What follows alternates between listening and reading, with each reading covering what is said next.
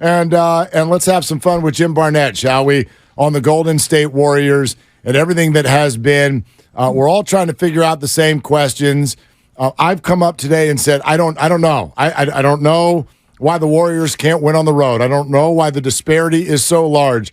Let's find out what Jim Barnett thinks on that. Jim, good evening. Thank you for coming on. What's your answer? Why the home road disparity?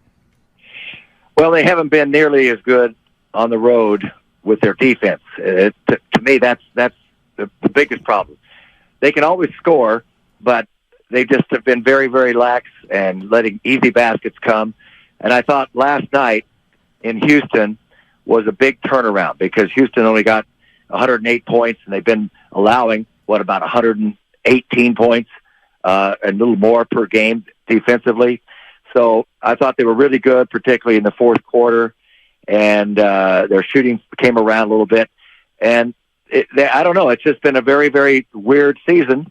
And, I think they're not as good as they used to be. They're not as deep as they used to be, and they've lost a couple of good defenders that aren't there any longer.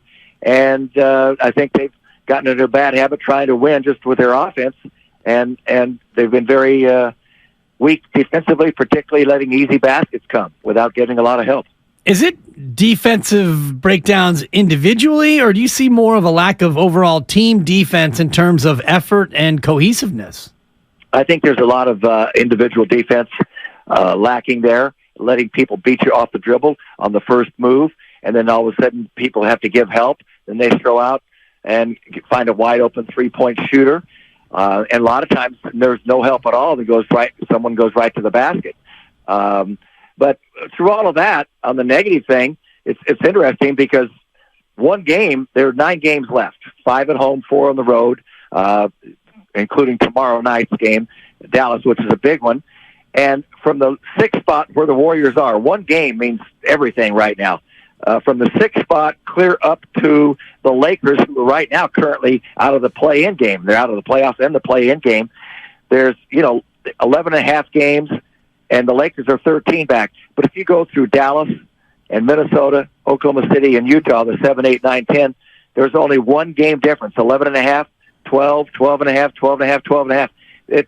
We're not going to know till the last game of the season probably what is going to shake loose there. And I hope the Warriors can avoid the play-in and hope they can get a few more wins and solidify at least the 6th spot. I don't think they'll get to the 5 spot.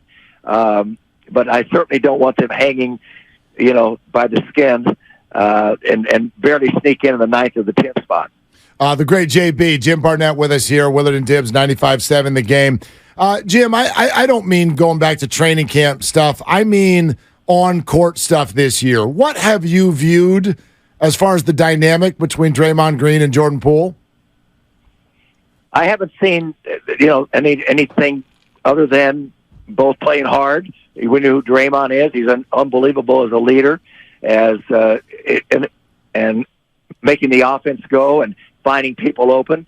And I think the thing about Jordan Poole is he's much better. I think if you look at his stats, he's much better as a starter. It's difficult for him coming off the bench, but if they go small, they've done that a couple of times and didn't start Kevon Looney, and he plays better and he gets more points and everything like that.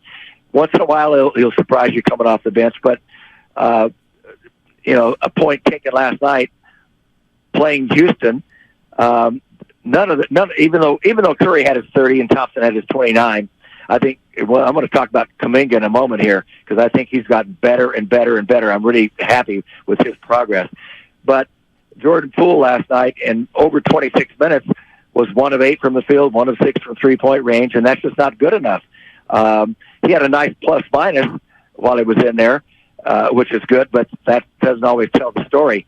And so I think Jordan Poole himself somehow, I don't know where that is that it gets in his brain that he's not starting. He takes a back seat and everything, and so that's what I see mostly from Jordan Poole. I don't see anything at all myself, and maybe I'm blind. I don't know. I don't see anything at all with Draymond Green and Jordan Poole, and I know what you're referring to and everything like that. So, they've struggled, and they on the road, losing 11 straight until last night. We'll see what they do, tomorrow against Dallas, because it's a big game, probably the biggest game of the season thus far, and with only 9 left. But there's some bright spots too. As I say, Kuminga, over the last 4 games on this road trip, he's shooting well over 50%. He's shooting close to in the last couple of games from 3-point range. He's shooting close to 50% there. The game is really slowing down for him. That's who I'm really excited about. What I'm seeing his progress, and they can depend on him more and more. And so I thought, when I looked last night, he plays 25 minutes and he shoots 7 of 9 from the field, 1 of 2 from 3. That to me is really encouraging, and he's just more consistent. He's understanding the game. He can't just take over the game because of his athleticism.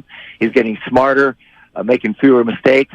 And so one of the things too about mistakes, the Warriors turn the ball over so much, and they do it more on the road.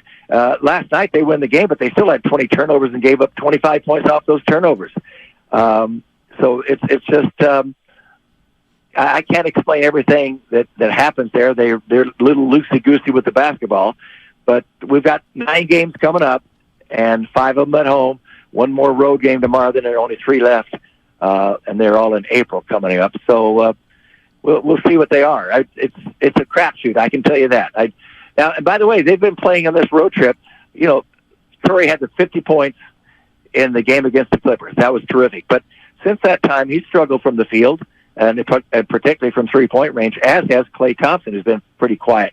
And I know they got 30 and 29 last night, but they also combined 10 of 28 from 3-point range. Those two, they each made 5 threes, and that's not where they really should be. So I'm glad they won last night, because they won it with their defense more than their offense.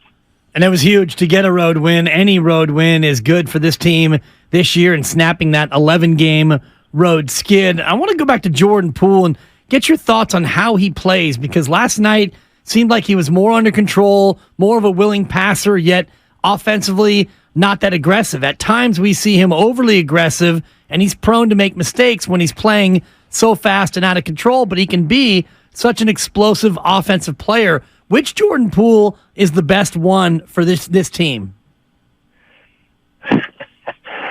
Well, he's got to get under control. He's really good from 3-point range.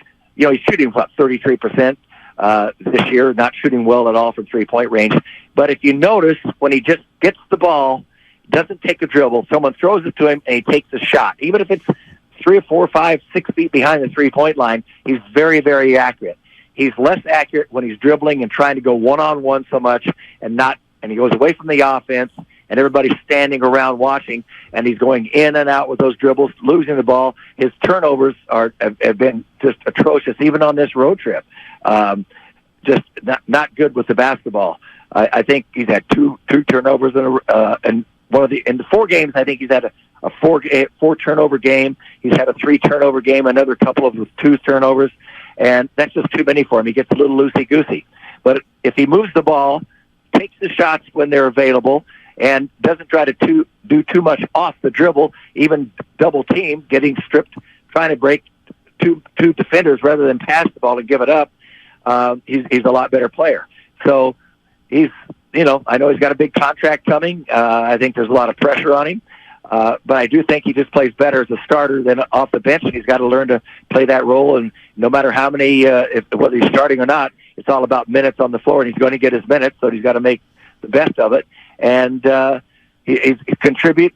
He can also do a lot better job defensively. Rather than try to steal the ball, just play in front. Keep your man in front of you, and try to play defense that way. Not let him beat you off the dribble and then have to give help.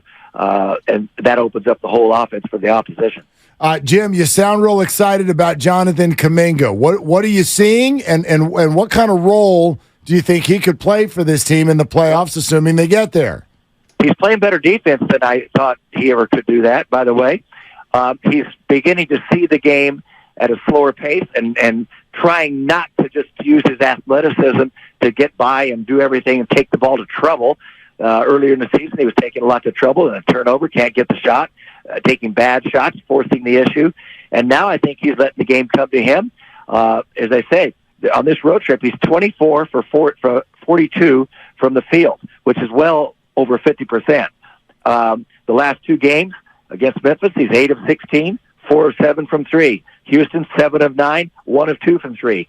He's not trying to score every time he gets the ball. He's trying to make plays and play within the system and do what he can do. But I like the way he just is maturing. And so the game is slowing down for him. And I understand what that means. I remember coming into the league as a rookie, and I was with the Boston Celtics. They had all these veterans. They'd won 8 straight championships, if my memory serves me correct. And the game was so fast for me. We didn't play that way at Oregon, at University of Oregon, and it was all a blur to me. And it takes a while to get used to that, so that the game slows down for you. It finally did for me, of course. And I think that's what's happening with Jonathan Kuminga right now. I'm really high on him and his potential still. You are listening to 95.7 The Game, KGMZ FM and HD1 San Francisco, always live on Twitch, YouTube, and the free Odyssey app. JB, I want to ask you about Moses Moody, because you're so right about Kuminga, the game slowing down and the steps he's taken. Why has Moses Moody seemingly regressed in that same vein in terms of him taking the next steps in his career? Well, it's been tough for him because they were utilizing him early. Then he's not getting playing time. They sent him down, to Santa Cruz, and I don't think that's good for his ego and everything. But I'll tell you what, he's a great young man. I mean, he's one of my favorites. I really like him and who his personality is. He wants to do well. He keeps his nose clean. He doesn't bark. He doesn't talk. He doesn't complain. He just goes out, does what he can do. I think he's a pretty good defender, and he really focuses in that vein. He may be, to some people, maybe a little disappointing as far as an offensive player, the 14th player picked in the draft. Maybe they expected more, but I think he's going to be he's going to be better if the Warriors can be a really consistently really good team, and so he'll find his place there. But right now, he's not someone you can give the ball to and say, okay, can you give us 14 or 15 points a night? He cannot do that right now, and part of it is he's such an unselfish basketball player. So he's concentrating on defense, concentrating on to get a rebound when he can, and not to make mistakes. And so he's still young. He's still young. When these guys play 1 year of college ball, Kuminga didn't even, he played in the Ignite team. Moses played, I think, 1 year at Arkansas. And so these guys they're still learning. It's like they're in college still, if they were in college. And I give them a lot of credit because there's no way I could have gone 1 year at Oregon and come in and started playing in the NBA. It was tough enough playing 4 years at Oregon and then coming in. Jim, great stuff. Wonderful to have you. Big time stuff going on. Obviously, this is a huge, huge game to tomorrow night, and so looking very much forward to it. And thank you for hopping on today. Hey, it's a pleasure to talk with you guys. I love listening to you, both of you. Oh, appreciate Thanks, you, Jim. That means a lot, Jim. Thank you. Yeah. Willard and Dibs, thank you. That is the name. That is the name. Jim Barnett on 95.7 The Game.